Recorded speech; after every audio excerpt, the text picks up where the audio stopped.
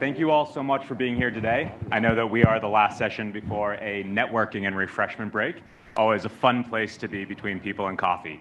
But we're really excited to talk today about the future of fandom and engagement. This panel was originally called Web3 Loyalty, Fandom, and Engagement, but we realized that about 2 years ago, every panel had Web3 in the title. We have gone through a hype cycle now where Web3 is almost synonymous with NFT, and with the news of FTX and a number of these projects, it's almost become a bad word. So we rebranded to say, how can we talk about evolving technologies? How can we decouple the terms of NFT and all the negative things that we associate with that, and talk about the values of Web3 and what it's doing to drive fandom, engagement, when we're in a time of loyalty crisis for brands and their consumers. I have a wonderful panel today that has joined me on stage.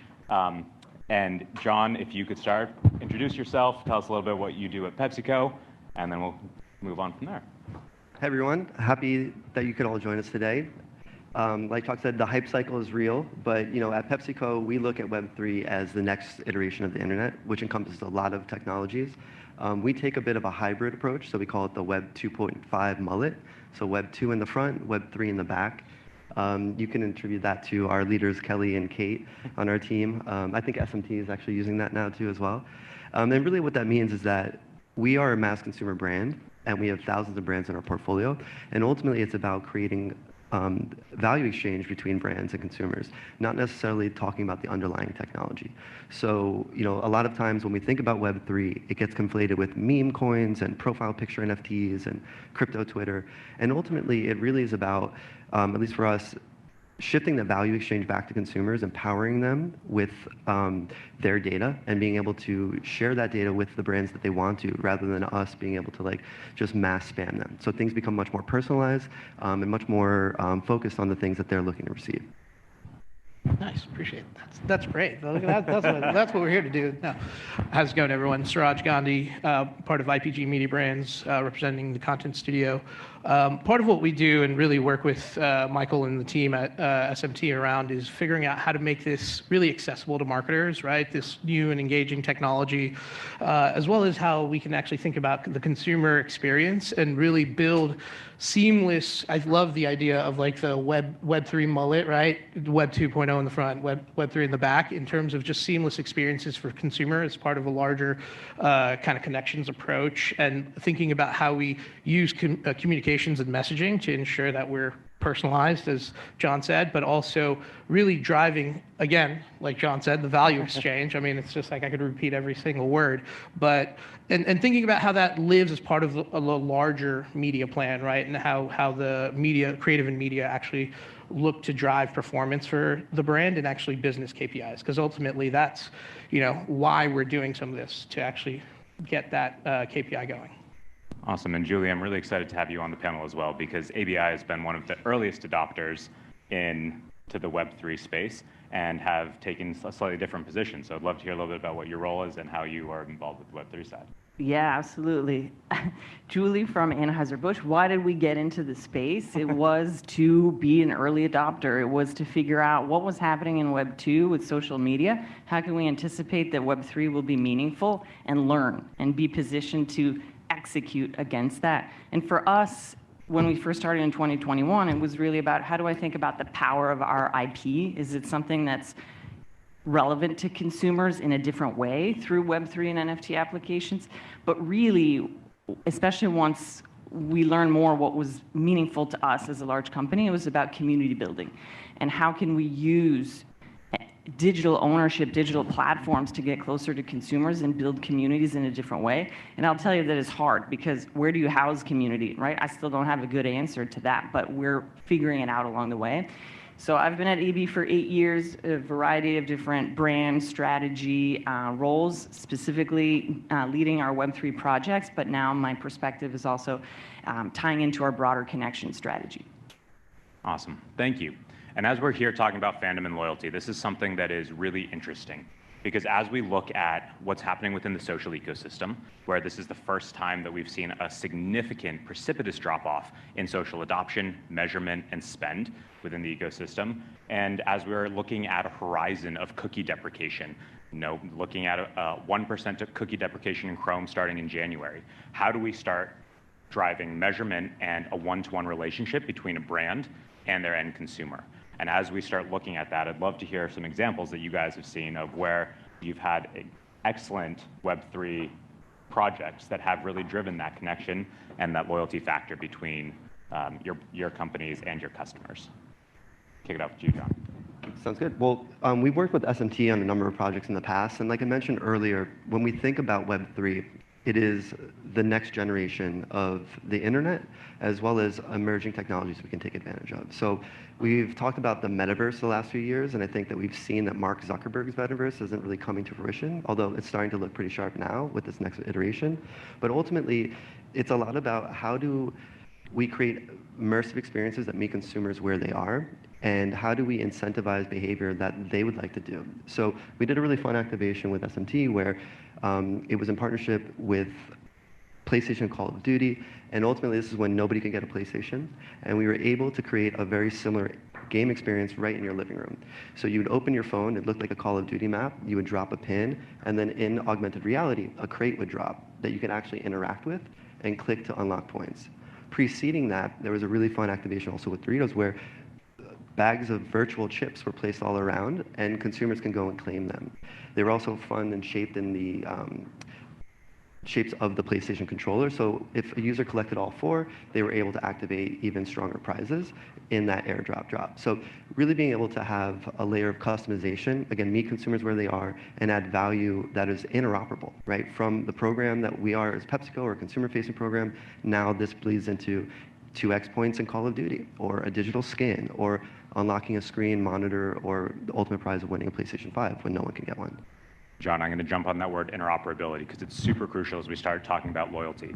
We know that right now the average household has 19 different loyalty subscriptions and only log into about 8 of them on a monthly, if not bi-monthly basis.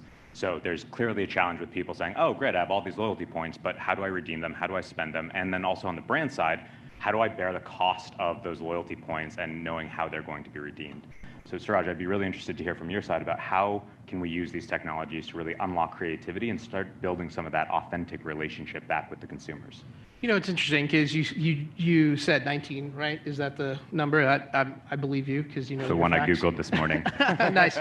But you think about that. How many of you guys logged into in your recent past, right? And the reality is there's this whole thing that's been created in the loyalty industry around driving as much use case and reuse to get more points and more points. And all of a sudden, it's all about just super users that end up having the greatest points, right? You had Delta Airlines just yesterday, right? The CEO come back and say, we have to reassess the whole loyalty program because everyone was so angry about it. And I think that's indicative of just how loyalty has gone askew in the industry today. And when you think about Web3 technologies and these technologies that have real interactivity, there's opportunities to really surprise and kind of delight the consumer, right? I had this example, like Disney does this really well in their lines, right? Because you sit there for 2 hours and you're walking through for an experience for a minute or two. And I'll give you a real world story with my niece a couple years ago, and we would go around in this new Star Wars ride, and you just have different places where you can just take a QR code and have a little bit of a game experience, some AR experiences, and it was all about just keeping the attention, right? And through that experience. And you think about let's be honest, what Disney is at the parks, right? It's a big marketing opportunity to sell a lot of great toys as well as have some great experiences for people. I think we can use that as an example of not having to drive just the most amount of points that you can possibly get. Don't get me wrong, I love my Delta loyalty rewards program, but still, it's really more about those micro exchanges that brands can really have with consumers, and I think Web3 is a vehicle to unlock that. And I think if we start thinking about it from the perspective of how those small experiences are really what the value exchange consumers are looking for, that really brings a perception to the brand and a consideration that probably the next generation really hasn't seen yet. Yeah, and I think loyalty and gamification is where everything is most ripe for brands, and they start to bleed. You can start with loyalty and you build in gamification, or you can start with gamification and you can then reward behavior and build towards loyalty. And one of the programs that we've been working on at AB with Bud Light is working with the NFL and taking something that's very well understood, a pick'em program for anyone that loves football, and how can we use Web3 to differentiate and enhance that experience and future-proof it in a way? Because if you ask me, honestly, it doesn't need to be Web3 right now.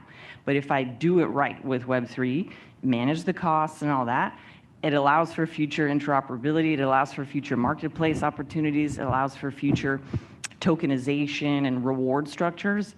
And so that's something that we're looking at to take the biggest beer brand, the biggest passion point, and figure out a way to chart a future and test things out. And the gamification is absolutely critical because you don't want to waste people's time. How do I reward them appropriately? And it's best to have them do things they already like instead of something where your program is relying on having people jump through hoops for coins that they're not even sure what are going to be good for, right? So, and what I think is super promising is that the next wave and generation that loves Roblox, et cetera, like it's ingrained in what they value, what they look for. And so how can brands bring in more gamification? And Web3 is a tool to do it. Julie, I want to double click on something that you said, because being in a phase where you were such early adopters, now saying, hey, we're not quite ready there. Loved for you to talk a little bit about this, and we had a great conversation before about where are people, what are they expecting, and what are the promises that are being promised and not managed by brands, by the technology, and ultimately loyalty programs. Yeah, if I can start. The biggest problem right now, because Web3 is the promise of digital ownership, the biggest problem right now is people don't care about digital ownership, right? Web2 works so well. Things need to change with the cookieless future, et cetera, for Web3 to deliver its promise. So the hardest thing is the dynamic of digital ownership and ease of use. Digital ownership and complexity. Because no way in this world now, where people are so used to things being easy, one click, do they want to have to jump through 7 clicks to get an asset in a wallet they don't even know what it is for, et cetera. So like that's where technology and infrastructure needs to continue to develop for things to fall more into place. And I think that I would not recommend that all brands need to do something in Web3 right now. All brands need to know what's happening, but it's forever when you do something on the blockchain, right? And so to the point you're also trying to lead us towards, managing expectations for the early adopters in your collections and in your projects is very difficult, and it's very time and resource intensive. I just want to do a quick build on that, because if you think about user and consumer experience, right, which PepsiCo is all about consumer centricity, we think about how a user is actually going to engage with this, and do they care if something is on-chain or not. So even though we have Web3 in our titles, we don't always run around hitting everything with a hammer. It's very prescriptive. So we have a set of KPIs that we've got levers that we can pull to achieve a lot of those outcomes. And at the end of the day, you know, think about other technologies. Look at the evolution of music, for example. We, 15 years ago, used to run around saying like, oh, I'm listening to an MP3, right? That's the technology. Now we just say we're listening to music or we're streaming. Still sort of technology-based, but look at that evolution from 8-track to cassette to CD. And so we have always like kind of talked about that technology in the beginning, but then it plateaus into the use case, which is enjoying music, right? So I think as we think about these technologies, it's a when and where situation.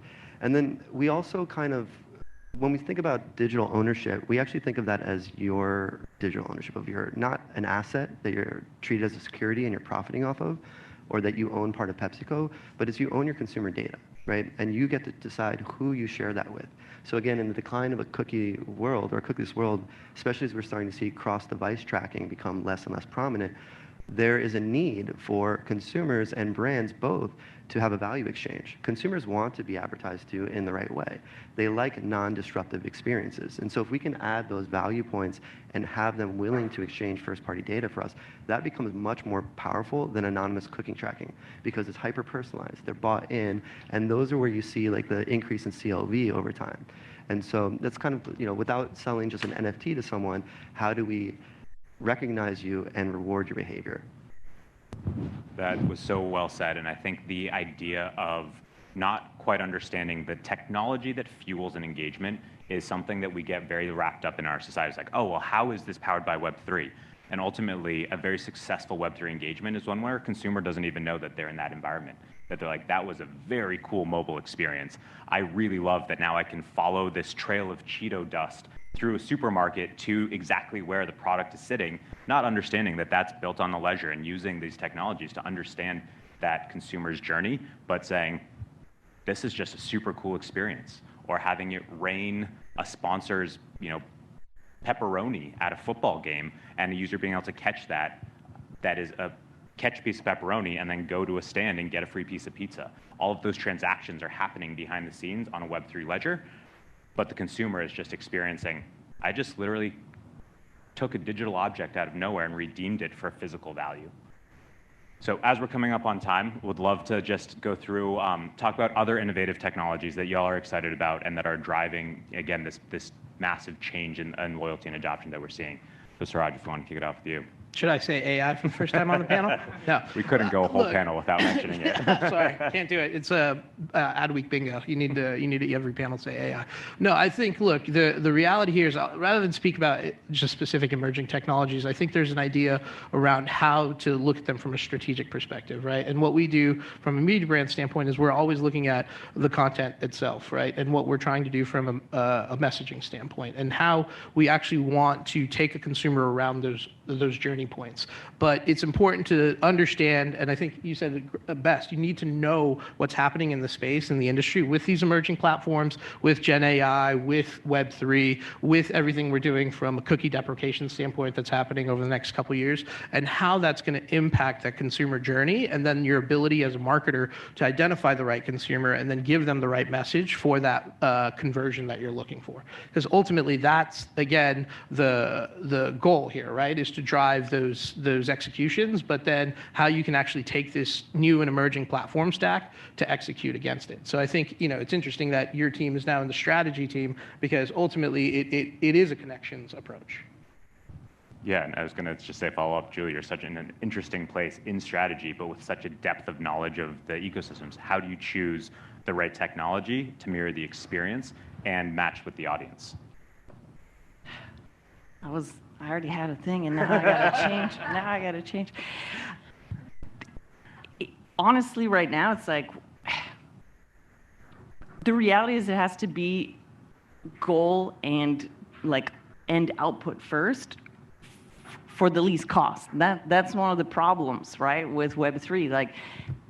It depends where you are in your learning investment, and if you want to pay to learn, but as you sort of set yourself up to scale, it's an important part of everything. And so what am I saying? I'm saying find the right projects to start small and sort of see what works along the way, but it's not technology first. It's really what matters for the consumer first. And I think anyone in marketing would say the same. It's consumer first, people first.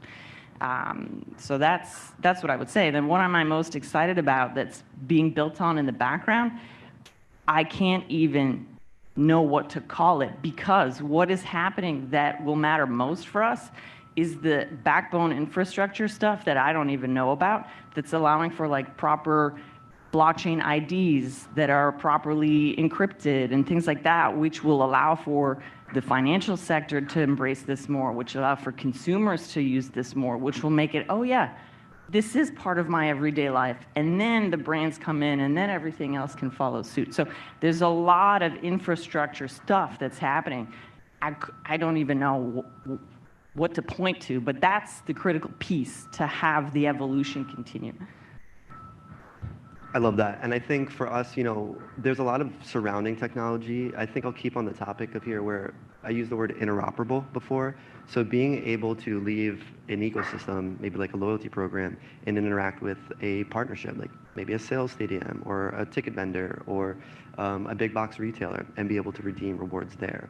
And or, if you're holding a token and you're a fan and you're at a Yankee game, and they score, I was going to say a home run, touchdown, but home run, then everyone can maybe get redeemed for a free Pepsi or a box of Cracker Jacks that has that token. And it's just as simple as that transaction. I think being able to have systems that can communicate with each other that are built on trust, and ultimately things like digital tokens and wallets, they can help with because of the immutable nature of the blockchain, that there's transparency, which ultimately increases trust on the consumer side. And then all of our legal and compliance teams will love this. It helps reduce program fraud and risk. So there are benefits across the line of how this technology might be used, and it can be very consumer-centric, and it's meant to be something that allows, again, for that value exchange that's hyper-personalized, and it meets consumers where they are and what they're doing in their daily activities. Excellent. We have just a couple minutes left, and want to see if there are any questions from the audience. Everyone's minds are... We can take AI questions, too. Great. Well, I'll just wrap it up here. Are there any existing Web3 things that you see out there that you are really excited about and would suggest anyone here either a resource to read or a program to check out? I'll plug SMT right here. Talk to these guys. They know what they're doing. I'll second that. I mean, I would say we respect Nike a lot as a company, and you have to look at what they're doing because it's about co-creation and it's about connecting their existing platforms and communities, and that's so smart. And then obviously everybody's knowledgeable about Starbucks and everything. They're always early adopters in technology, so you have to look at what's happening. I guarantee you that will evolve a lot, that program. It has to scale, but God bless them for always being there at the forefront.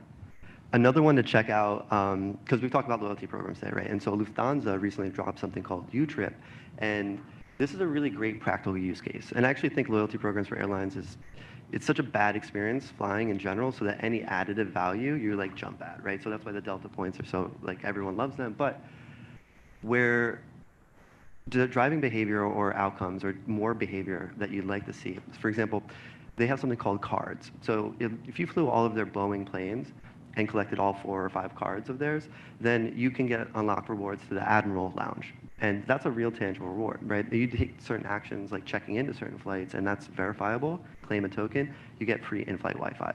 So having those plus-ups to experiences that people are already doing, that enhances it, and airline service is like such a low bar that anything actually is a strong increase. I think that's a program worth looking at because A, it's mass, it's not really targeting crypto audience like the Starbucks Odyssey program might. And it's something that people can understand. Like, oh, I flew to this many number of countries, I claimed this token, and that gives me a new status in this program. So it's something where the consumer behavior is happening, they're just being rewarded for it and recognized for it. So something definitely worth checking out. Awesome. Well, thank you. Please join me in thanking the esteemed panel, and thank you all for being here and for your attention.